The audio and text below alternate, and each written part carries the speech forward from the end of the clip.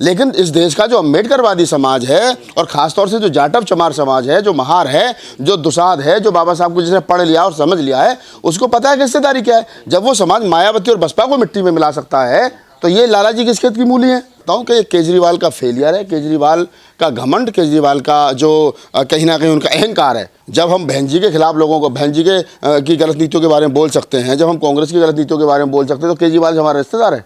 कौन है केजरीवाल भाई? क्यों दुख हो रहा है आपको? हमें का दुख हो रहा है? हमें तो 1% भी दुख नहीं है। और केजरीवाल के पास किसका वोट है? भाई केजरीवाल जाति से बनिया है, तो क्या बनिया वोट उसको करता है? नहीं ना। मनीष सिसोदिया ठाकुर है तो ठाकुर वोट करता है? नहीं ना। आतिशी किस जाति के? आतिशी की जाति के वोट मिलते हैं? नहीं ना। संजय सिंह ठाकुर है कि ठाकुर वोट करता है? नहीं ना।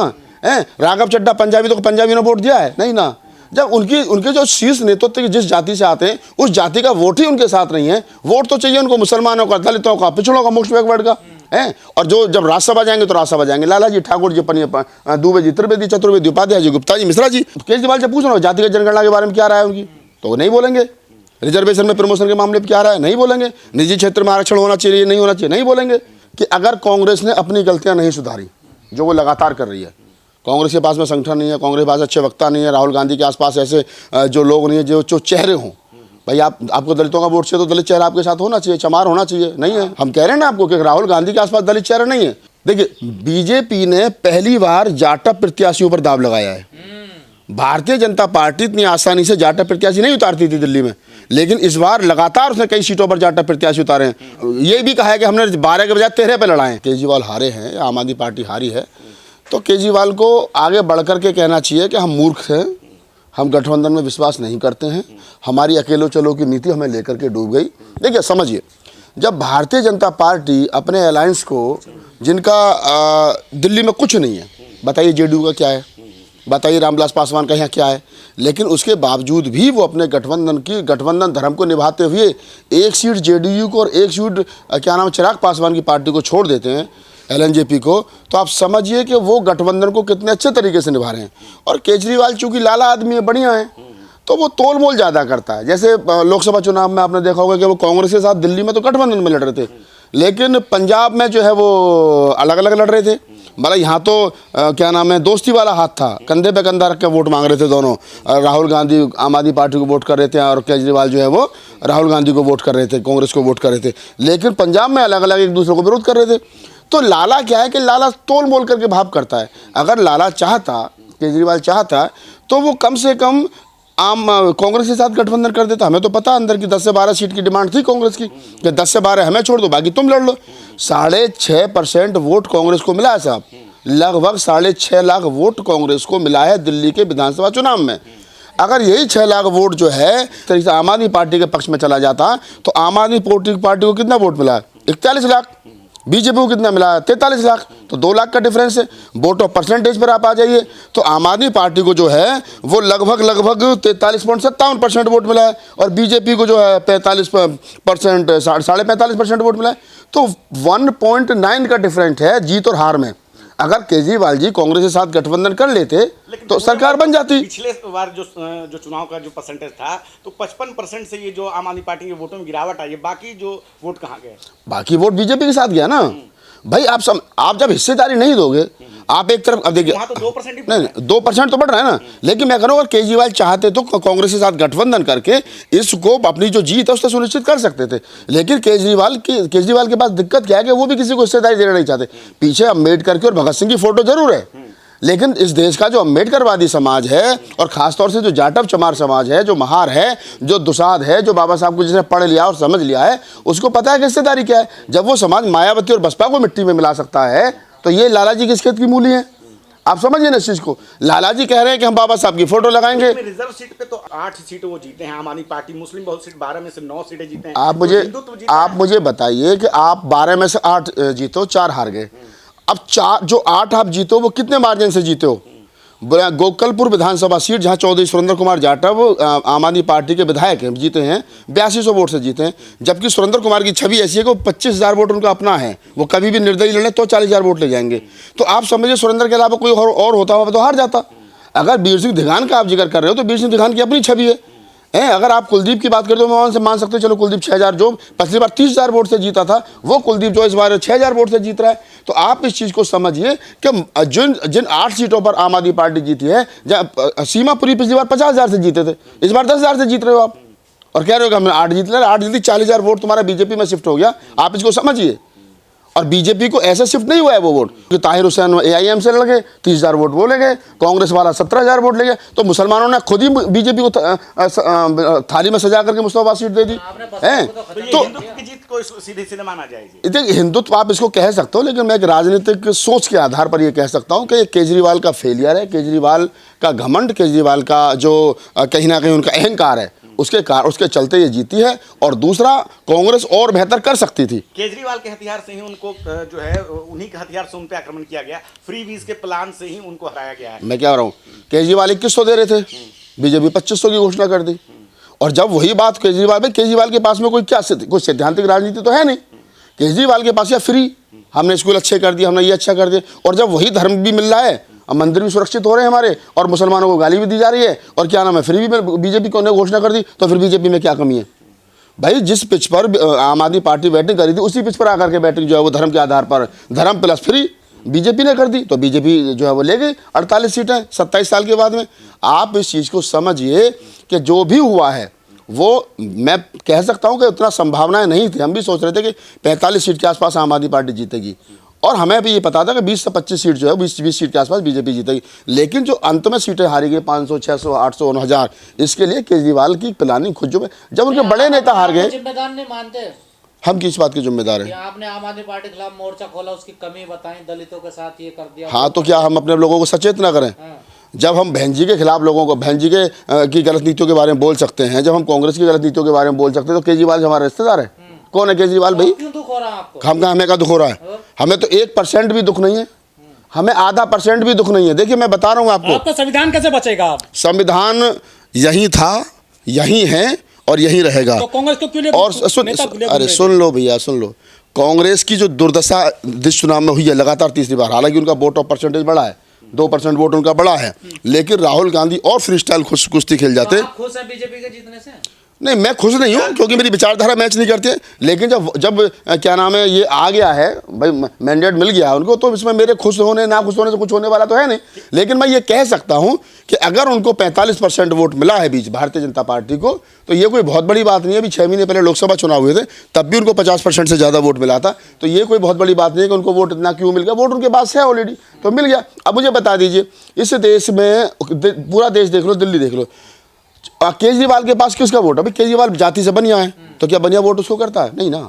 मनीष सिसोदिया ठाकुर है, तो ठाकुर वोट करता है? नहीं ना।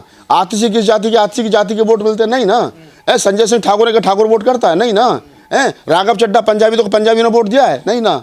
जब उनके जो शीर्ष नेतृत्व जिस जाति से आते हैं, उस जाति का वोट ही उनके साथ नहीं है। वोट तो चाहिए उनको मुसलमानों का, दलितों का, पिछड़ों का, मोस्ट बैकवर्ड का है। और जब राज्यसभा जाएंगे तो राज्यसभा जाएंगे लाला जी, ठाकुर जी, दुबे जी, त्रिवेदी, चतुर्वेदी, उपाध्याय जी, गुप्ता जी, मिश्रा जी। तो ये अब आम आदमी भी सोचता है कि अगर उनके पास में 5-7% वोट कम हुआ है, तो उसका सबसे बड़ा कारण यह है कि केजरीवाल जो कहते हैं, अब केजरीवाल जब पूछ रहा हो जातिगत जनगणना के बारे में क्या राय है उनकी, तो वो नहीं बोलेंगे। रिजर्वेशन में प्रमोशन के मामले पर क्या राय है, नहीं बोलेंगे। निजी क्षेत्र में आरक्षण होना चाहिए, नहीं होना चाहिए, नहीं बोलेंगे। तो आप समझिए कि केजरीवाल भी कहीं ना कहीं खामोशी से मनुवाद का ही समर्थन कर रहे हैं। और ये देखिए, एक मनुवादी चला गया, दूसरा मनुवादी आ गया। एक कट्टर मनुवादी है, एक सॉफ्ट अरे हम तो पहले दिन से कह रहे हैं, हम तो कितनी बार कहा है, उसकी पैंट के नीचे खाली। अगला चुनाव बिहार में है, क्या लगता है इस चुनाव का कितना असर आएगा ठीक 6 महीने बाद? मैं ये कह सकता हूँ बिहार के चुनाव के बाद में एडवांस में, कि अगर कांग्रेस ने अपनी गलतियां नहीं सुधारी जो वो लगातार कर रही है, कांग्रेस के पास में संगठन नहीं है, कांग्रेस के पास अच्छे वक्ता नहीं है, राहुल गांधी के आसपास ऐसे जो लोग नहीं है जो चेहरे हों। भाई आपको दलितों का वोट चाहिए, तो दलित चेहरा आपके साथ होना चाहिए, चमार होना चाहिए, नहीं है। हम कह रहे हैं ना आपको कि राहुल गांधी के आसपास दलित चेहरा नहीं है, मुस्लिम चेहरा बताइए। इमरान प्रताप खड़गे साहब राष्ट्रीय अध्यक्ष है, उनकी उम्र हो चुकी है, जवान यूथ चेहरा राहुल गांधी के साथ कोई है नहीं है। और दूसरी बात, मैं एक बात, इससे बड़ी बात ये कह रहा हूँ कि बिहार के अंदर जो जातियाँ, जैसे जातिगत जनगणना की बात हुई, तो जातिगत जनगणना कराई नीतीश सरकार ने। उन जातिगत जनगणना के आधार पर जो सर्वे हुआ है, क्या राहुल गांधी ये कहेंगे कि जब हमारी सरकार बनेगी, जेडीयू की सरकार या आपके गठबंधन की सरकार बनेगी, इंडिया गठबंधन की सरकार बनेगी, तो क्या राहुल गांधी उन आंकड़ों के आधार पर हिस्सेदारी सुनिश्चित करेंगे? क्या राहुल गांधी ये बताएंगे कि जो बीजेपी ने संस्थान बेच दिए हैं, क्या उनको वो वापस लाएंगे?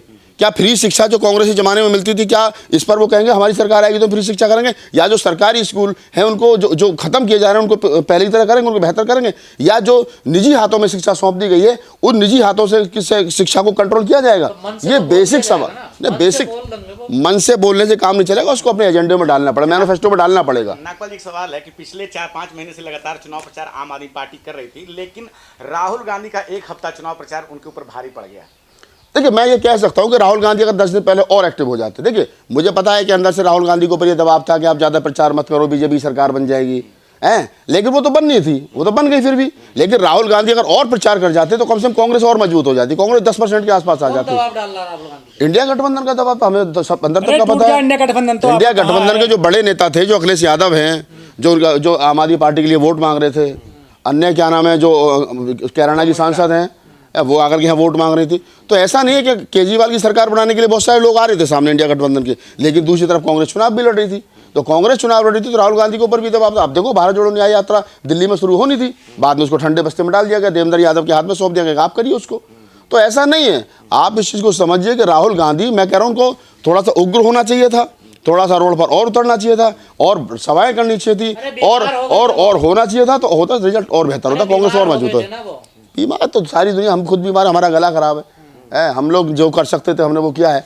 तो ऐसा नहीं है कि मतलब बहुत सारी चीज़ें हमारे हाथ में है, लेकिन हम जो कर सकते हैं इस देश के जो जमहूरियत है उसको बचाने के लिए, लोकतांत्रिक ढांचे को बचाने के लिए। आबादी का एक जो बहुत बड़ा वोट है वो भाजपा के साथ है। देखिए, आप ये समझ लीजिए, मैं आपको बता दूं, जो बहुजन तो छोड़िए, फिलहाल दलित पर बात कर लेते हैं। उत्तर प्रदेश की, मतलब पूरे देश की भांति दिल्ली में भी लगभग 22.5% 23% दलित है। उस 22.5% दलित में से लगभग 10% जाटव चमार है, और 12.5% अन्य जातियाँ, 6% के आसपास वाल्मीकि है, फिर कुछ और जातियाँ हैं। वाल्मीकि इस बार एक तरफा बीजेपी में गया, ये सबको पता है। खटीक एक तरफा गया है, कोली एक तरफा, जो शेड्यूल कास्ट की अन्य जातियाँ एक तरफा गई हैं। जो चमार जाटव है उनमें से लगभग 2 से 2.5% बीजेपी के साथ गया है, 8 से 7% अभी भी वो जो है लगभग आम आदमी पार्टी के साथ गया है, ये सर्वे है।